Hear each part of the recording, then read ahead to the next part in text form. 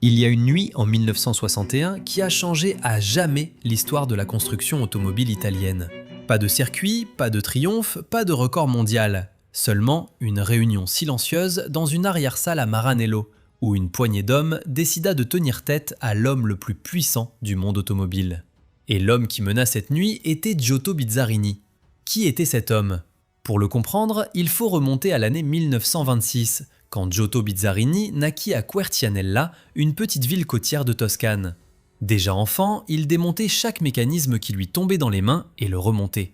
Il étudia l'ingénierie à l'université de Pise, l'une des écoles techniques les plus prestigieuses d'Italie, et termina ses études avec distinction. Son esprit fonctionnait différemment de celui de la plupart des gens. Là où d'autres voyaient des problèmes, Bizzarini voyait des solutions. Là où d'autres acceptaient des limites, il demandait pourquoi ces limites existaient. En 1949, il commença chez Alfa Romeo, mais Alfa Romeo n'était pas ce qu'il cherchait. Il voulait la course, la vraie course, et elle vivait alors à Maranello. 3 ans plus tard, en 1951, il se présenta chez Ferrari. Enzo Ferrari, un homme qui aimait ou méprisait les gens sans jamais rien entre les deux, reconnut immédiatement que ce Toscan tranquille avait quelque chose qu'on ne pouvait ni acheter ni apprendre. Un instinct pour l'essentiel. Bizzarini fut admis dans le département course de Ferrari et gravit les échelons à une vitesse fulgurante. Il n'était pas homme de grands discours ou de jeux politiques. Il travaillait, il testait, il optimisait. Il dormait parfois dans l'usine, parce que cela le dérangeait de rentrer chez lui le soir et de perdre du temps le matin. Dans ces années, naquit une automobile considérée encore aujourd'hui comme la plus accomplie que Ferrari ait jamais construite. La Ferrari 250 GTO. Et le principal responsable de son développement n'était pas Enzo Ferrari, c'était Giotto Bizzarini. La 250 GTO n'était pas une évolution, c'était une révolution. Bizzarini comprenait qu'une voiture de course, qui devait être homologuée sur route publique, devait en fait être une voiture de course qui passait tout juste comme véhicule routier. Il travailla sur l'aérodynamique quand la plupart des constructeurs connaissaient à peine le mot. Il positionna le moteur aussi loin en arrière et aussi bas que possible dans le châssis pour optimiser la répartition des masses. Il développa une carrosserie qui non seulement était belle, mais utilisait le flux d'air pour plaquer la voiture sur la route. Le résultat fut un véhicule qui, sur circuit, permit aux pilotes Ferrari, comme Phil Hill et Olivier Gendebien, des victoires qui, sans lui, auraient tout simplement été impossibles. Et puis vint la nuit qui tout détruisit. À l'automne 1961, cela bouillonnait chez Ferrari depuis longtemps déjà. L'épouse d'Enzo Ferrari, Laura, et le directeur général Romolo Tavoni étaient depuis des mois en guerre avec les ingénieurs principaux. Laura Ferrari se mêlait de décisions techniques qui ne lui revenaient tout simplement pas, et Tavoni la couvrait d'une manière que les ingénieurs ressentaient comme trahison de leur travail. Bizzarini n'était pas le seul à bouillir. À ses côtés se trouvaient des hommes comme Carlo Chitti, l'ingénieur en chef, et Federico Ghiberti, le directeur commercial. 8 des têtes les plus importantes chez Ferrari, unies dans leur frustration. Ils écrivirent une lettre. Pas une lettre lâche et anonyme, mais un document ouvert qui confrontait Enzo Ferrari directement et sans équivoque avec une exigence. Soit changer les conditions, soit ils partent. Ils signèrent tous de leur nom complet.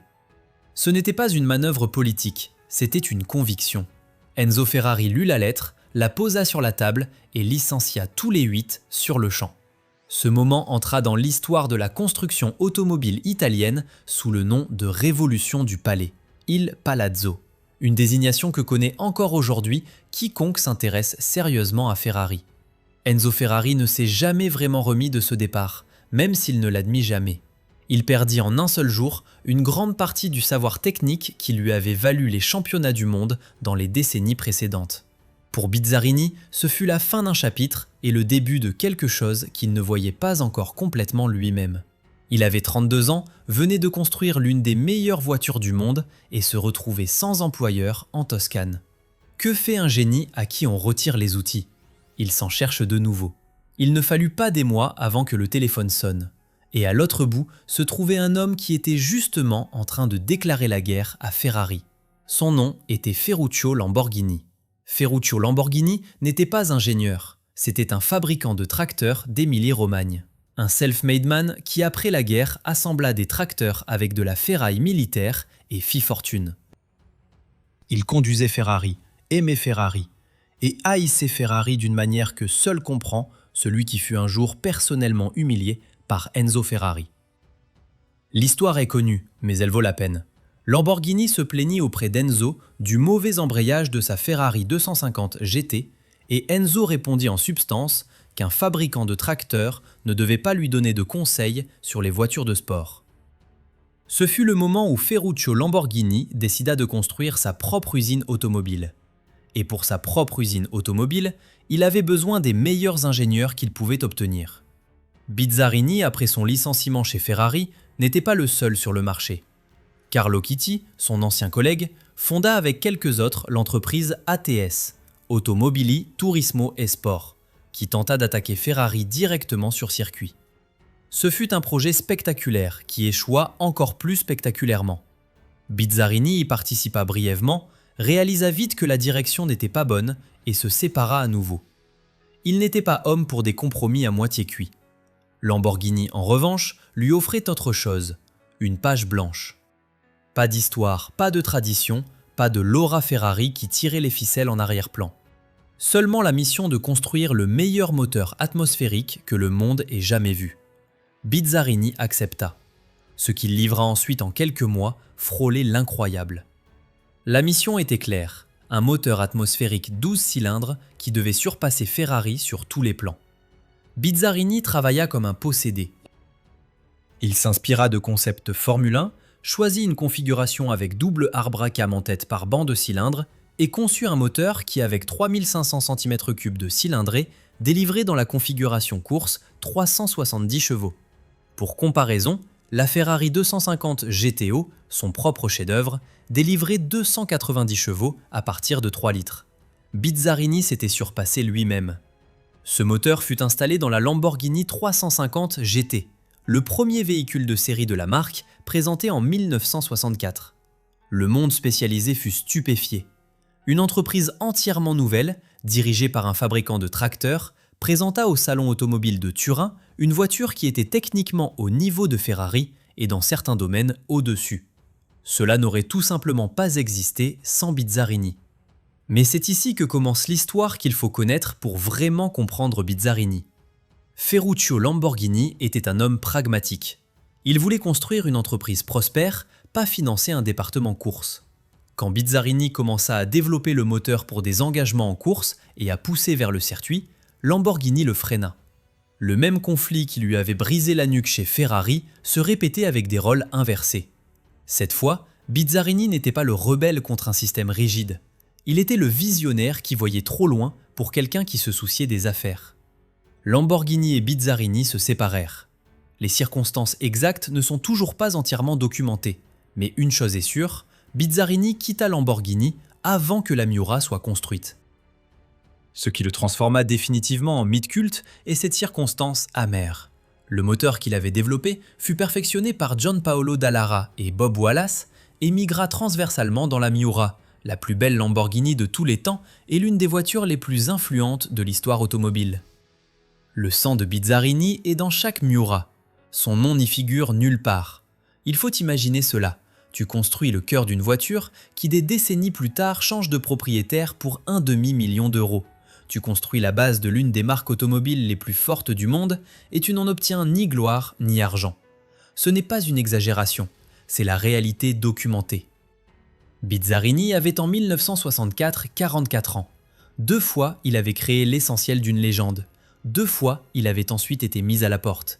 Un homme moins têtu aurait peut-être résigné, serait allé comme consultant chez un constructeur allemand et aurait mené une vie calme et bien payée. Bizzarini n'était pas cet homme. Il loua un petit hall à Livourne, rassembla un cercle d'artisans et de techniciens qui lui étaient personnellement fidèles et commença à construire sa propre voiture.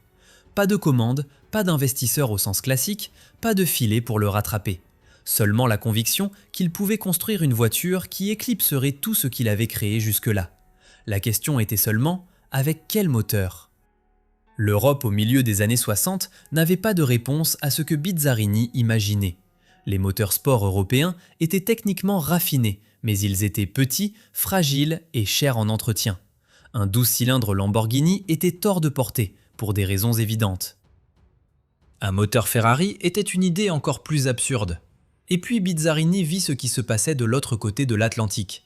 Chevrolet avait développé, avec le Small Block V8, une famille de moteurs qui, dans leur combinaison de cylindrée, fiabilité et disponibilité de pièces de rechange, n'avaient tout simplement pas d'équivalent européen. Le Chevrolet 327, 5,3 litres, n'était pas un exotique. Il était installé dans chaque Corvette, il était robuste jusqu'à l'ennui et il produisait une puissance pour laquelle un constructeur européen aurait eu besoin de tout un budget de département course. Et c'était exactement ce moteur qui devait être installé dans une supercar italienne faite à la main.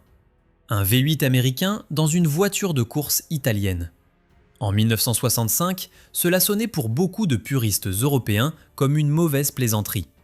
Les Italiens construisaient des moteurs avec la précision d'horloger.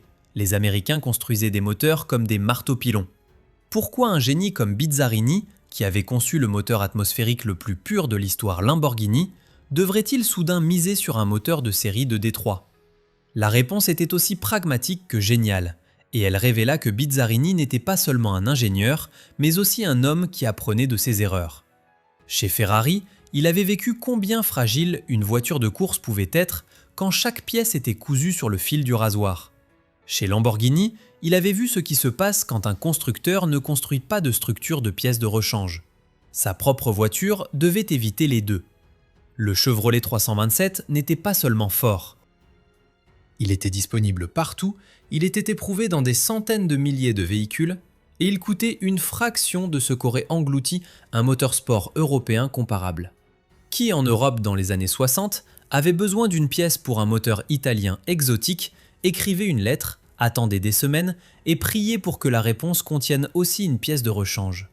Qui avait besoin d'une pièce Chevrolet allait chez le concessionnaire le plus proche. Ce n'était pas un compromis, c'était une stratégie. Bizzarini construisit sa voiture sur un châssis tubulaire, une méthode de construction qu'il maîtrisait de fond en comble et qui, avec une exécution correcte, permettait un rapport exceptionnel de rigidité au poids. Le châssis n'était pas une simple structure de tubes soudés, mais un réseau tridimensionnel réfléchi qui distribuait les forces lors de virages, freinages et accélérations, de sorte que le châssis pouvait faire son travail. À l'avant et à l'arrière travaillaient des doubles triangulations, une forme de suspension qui venait du sport automobile et n'était alors pas encore évidente chez les voitures de sport routières. Et puis vint la carrosserie. Dans un petit hall à Livourne, travaillaient des artisans qui faisaient ce qui n'existe tout simplement plus dans la production automobile moderne. Ils prenaient des plaques d'aluminium plates, les posaient sur des formes en bois, appelées bucks, et martelaient le métal avec des marteaux et à main nue dans la forme désirée. Chaque plaque, chaque courbe, chaque bombement de cette carrosserie naissait par force musculaire et expérience. Le résultat fut un véhicule qui pesait moins de 1100 kg et avait un tracé de ligne dont on ne sait toujours pas aujourd'hui s'il vient d'un ingénieur ou d'un sculpteur. Le moteur était placé bas et loin en arrière dans le châssis, plus en arrière que dans presque toute voiture de sport comparable de son époque. Bizzarini appelait lui-même cela un agencement central avant, et il avait raison. Le centre de gravité était si proche du centre du véhicule que la Bizzarini dans les virages rapides montrait un comportement qui stupéfiait les pilotes d'essais contemporains. Elle roulait stable, précise et prévisible, là où d'autres voitures de sport de cette classe de puissance devenaient nerveuses et exigeaient du pilote. La version route reçut le nom Cinque Trecento GT Strada, donc 5300 GT route, où le chiffre 5300 désignait la cylindrée en centimètres cubes. Pour les oreilles européennes, cela sonnait abstrait, car la plupart des moteurs sport européens de l'époque se situaient entre 2 et 3 litres. 5,3 litres était une déclaration. Dans la version route, le moteur délivrait 350 chevaux. Dans la version course, la soi-disant Corsa, plus de 400 chevaux étaient atteints. Pour comparaison, une Ferrari 250 GTE, le vaisseau amiral des véhicules routiers de Maranello à cette époque, délivrait 230 chevaux. La Porsche 911, présentée en 1964, délivrait dans sa première version de série 130 chevaux. Bizzarini évoluait dans une autre dimension. En 1964, le véhicule apparut pour la première fois comme prototype sous le nom GT ISO A3C, car Bizzarini travaillait à ce moment encore en coopération avec le constructeur italien ISO Rivolta, qui installait également des moteurs V8 américains dans des carrosseries européennes. Cette collaboration lui apporta à court terme la base de production qu'il n'aurait pas eue seul, mais elle recélait dès le début du conflit. ISO Rivolta voulait un grand tourisme confortable pour acheteurs aisés. Bizzarini voulait une voiture de course qui était juste homologuée pour la route. Le résultat de cette tension fut le meilleur résultat possible. Une voiture trop brute pour de vraies exigences de confort et trop bonne pour des applications purement sport automobile, mais qui dans ce no man's land était exactement ce que cherchaient les pilotes qui voulaient vraiment conduire. Au Mans en 1964, le prototype prouva que le concept de Bizzarini fonctionnait sur circuit. Le véhicule se classa 9e au classement général et gagna sa classe de cylindrée. 9e place au Mans sonne comme milieu de tableau, mais il faut imaginer le contexte. Une voiture développée par un ingénieur individuel avec une petite équipe dans un hall à Livourne, bâtie lors du test d'endurance le plus dur du monde, des voitures d'usine de constructeurs avec 100 fois plus de personnel et des budgets qui dépensaient en un mois le chiffre d'affaires annuel de Bizzarini. À partir de 1966, le véhicule fut construit comme modèle indépendant sous le nom Bizzarini, après que la collaboration avec ISO Rivolta se soit terminée à cause de divergences insurmontables. La version de série, la 5 GT Strada, reçut des carburateurs Weber italiens sur le bloc Chevrolet américain, une combinaison qui semblait techniquement n'avoir guère de sens et était optiquement si dérangeante de beauté qu'on la fixait simplement. 4 gros doubles carburateurs sur un bloc en fonte de Détroit, enchâssés dans une carrosserie aluminium de Toscane. Ce n'était pas une voiture, c'était un manifeste. L'aménagement intérieur suivait la même philosophie. Pas de luxe, pas de grammes superflus, mais du cuir sur chaque tunnel, sur chaque surface que le conducteur pouvait toucher. On était assis plus bas que dans presque tout autre véhicule routier de l'époque. Le tunnel central était plus haut que le siège. Le pare-brise commençait à hauteur des yeux. Qui voyait ce véhicule pour la première fois, puis monter, comprenait immédiatement. Ce n'est pas une voiture pour sortie dominicale. C'est un outil pour gens qui savent ce qu'ils font. Une voiture qui bâtit des voitures d'usine au Mans. Une carrosserie que des artisans à Livourne martelèrent en aluminium brut. Un moteur qui combinait 5,3 litres de cylindrée avec des carburateurs Weber italiens. On pourrait penser que cela aurait été la base d'une entreprise florissante. On pourrait penser qu'un homme avec le CV de Bizzarini aurait finalement obtenu la reconnaissance qui lui avait été refusée chez Ferrari et Lamborghini. Mais l'histoire de la construction automobile est pleine de génies qui gagnèrent sur circuit et perdirent en salle de conférence. Et Giotto Bizzarini était, il faut être brutalement honnête là-dessus, pas un homme d'affaires. Le problème ne commença pas par un effondrement dramatique. Il commença insidieusement, avec la faiblesse structurelle d'une entreprise construite sur l'enthousiasme de son fondateur, mais sans substance comptable. Bizzarini comprenait les moteurs, les châssis et l'aérodynamique. Il ne comprenait pas les bilans, les chaînes d'approvisionnement à échelle industrielle, les négociations avec des fournisseurs qui attendaient un paiement ponctuel. Chaque voiture était essentiellement construite à la main, ce qui signifiait que chaque voiture prenait du temps, nécessitait des spécialistes et de l'argent qui souvent n'était pas disponible avant que l'acheteur suivant paie. Les chiffres de production parlent d'un langage clair. Dans les années actives entre 1965 et 1968, naquirent en tout environ 145 véhicules de toutes variantes, donc véhicules routiers, voitures de course et les prototypes antérieurs sous le nom ISO A3C comptés ensemble. 145 voitures en 3 ans, construites à la main, avec une équipe qui ne dépassa jamais plus qu'une poignée d'artisans expérimentés. Ce n'était pas une usine, c'était un atelier. Pour un atelier, c'était remarquable.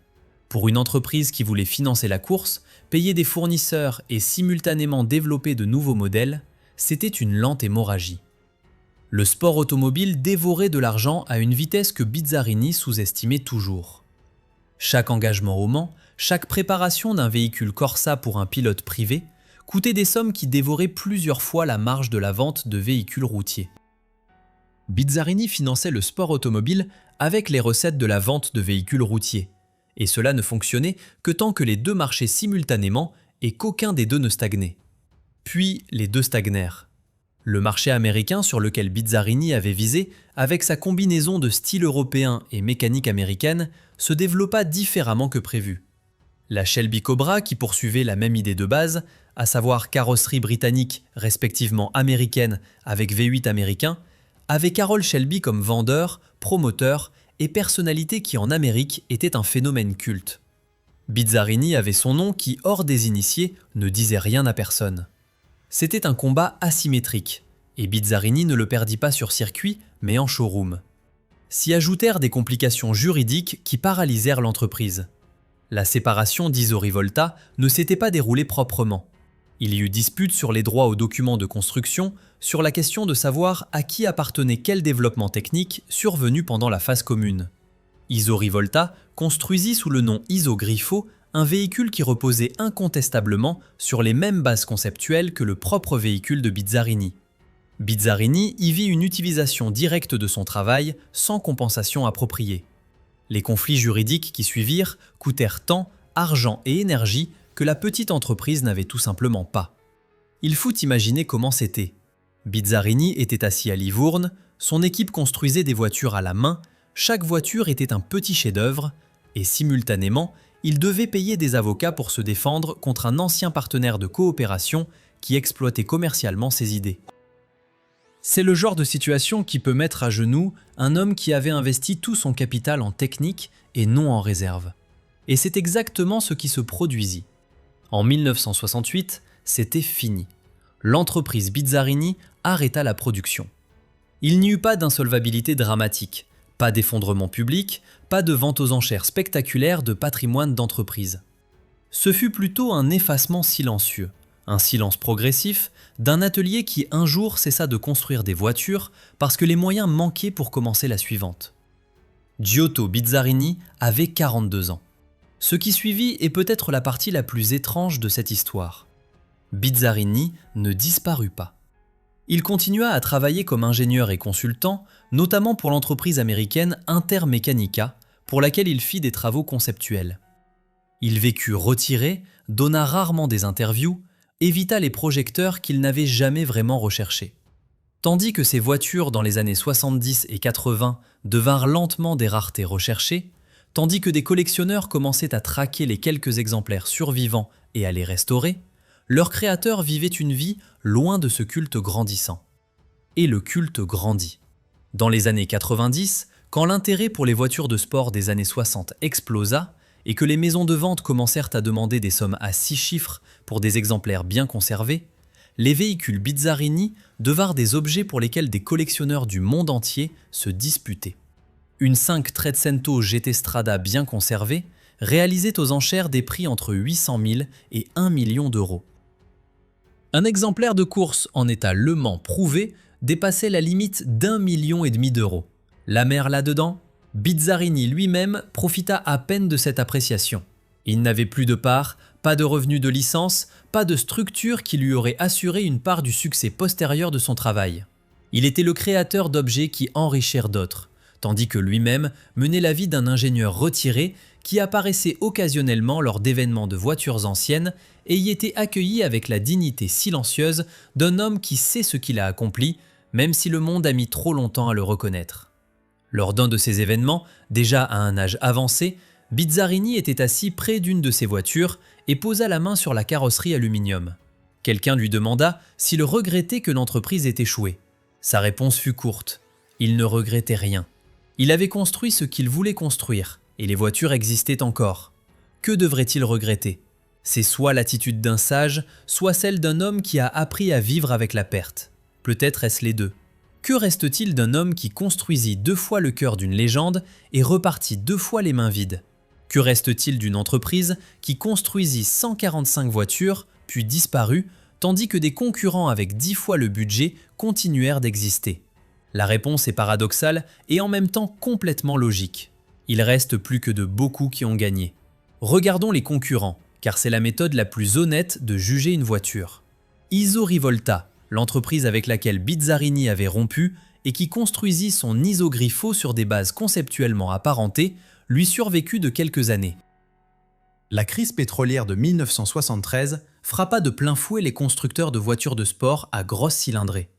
Isorivolta arrêta la production en 1975, définitivement et sans retour. L'Isogrifo, jadis commercialisé comme élégant grand tourisme pour Européens aisés, disparut dans l'insignifiance. Aujourd'hui, hormis des spécialistes, presque personne ne la connaît. De Tomaso, un autre constructeur qui opérait dans le même créneau et installait également des moteurs V8 américains dans des carrosseries européennes, lutta pendant des décennies pour survivre, changea plusieurs fois de propriétaire et produisit avec des interruptions croissantes jusqu'au XXIe siècle, sans jamais atteindre l'importance culturelle que promettaient ses premiers modèles. Ferrari et Lamborghini survécurent, mais non sans crise profonde. Ferrari connut dans les années 70 des difficultés financières et vendit en 1969 90% des parts à Fiat. Lamborghini changea entre 1980 et 1993 3 fois de propriétaire, traversa 2 insolvabilités et se trouva plusieurs fois au bord de la fin définitive. Ce ne sont pas des notes en bas de page, ce sont des faits qui montrent que l'échec de l'entreprise de Bizzarini n'était pas une exception, mais la règle, dans une branche construite sur la passion et gouvernée par la gestion d'entreprise. La différence entre Bizzarini et ses concurrents n'était pas la qualité des voitures. La différence était que Ferrari et Lamborghini trouvèrent des investisseurs prêts à financer des pertes jusqu'à ce que la marque soit assez forte pour se porter elle-même. Bizzarini ne trouva pas ses investisseurs. Ce n'est pas une question de talent, c'est une question de chance et de timing, et les deux ne lui furent pas favorables. Mais son influence conceptuelle ne put être arrêtée. L'idée de combiner une voiture de sport européenne légère avec un moteur de grande série américain fiable, Bizzarini ne l'avait pas inventée, mais il l'avait mise en œuvre plus conséquemment que presque tout autre. Cette philosophie vécut dans chaque véhicule construit ensuite de la même manière, par des petits constructeurs américains et européens qui reconnurent qu'on n'avait pas besoin d'être Ferrari pour construire une voiture extraordinaire. Et puis vint le moment que vraiment personne n'avait attendu. En 2018, donc un demi-siècle après la fin de la production originale, la marque Bizzarini fut refondée. Pas comme projet nostalgique, pas comme petite série pour collectionneurs, mais avec l'objectif déclaré de construire une supercar moderne qui transpose l'esprit de la Cinque Trecento GT Strada dans le présent. La nouvelle entreprise, sous la direction de membres de la famille Bizzarini, annonça en 2021 la Bizzarini Giotto, un véhicule avec propulsion hybride, nommé d'après le fondateur qui à ce moment avait 95 ans et vécut encore le début de ce projet. Giotto Bizzarini mourut en août 2022 à l'âge de 95 ans.